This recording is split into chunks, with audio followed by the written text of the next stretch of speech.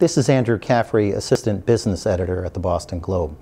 We're working on a story about the July housing numbers. The numbers showed a really large drop-off in the number of homes that were sold in Massachusetts in July compared to July 2009.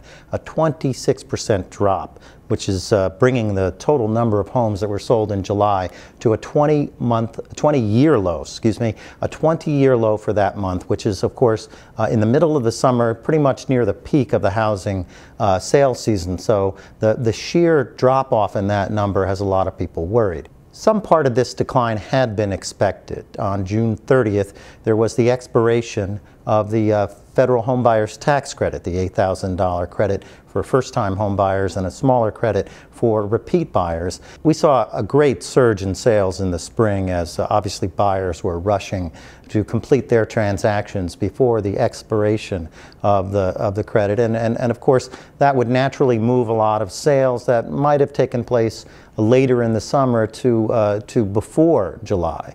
But the sheer size of that drop-off, 26%, we saw a similar number across the country, 27%, also near record lows in sheer number of sales for the month of July, has a lot of people, both economists and people in the housing market, really wondering what's going on. It's pretty instrumental that even after the expiration of the federal tax credit, we saw mortgage rates just absolutely plummet. I mean, if you thought that they were low 6 months ago, they have really dropped through the floor. And, you know, to the point at which the decline in mortgage rates would for some people, probably provide greater benefit than the $8,000 tax credit to them at the end of the day. But even those very, very low mortgage rates were not enough to draw people out who may have been sitting on the sidelines and show them that there were some seriously compelling economics to going ahead and buying a house at these kind of money rates. And that's quite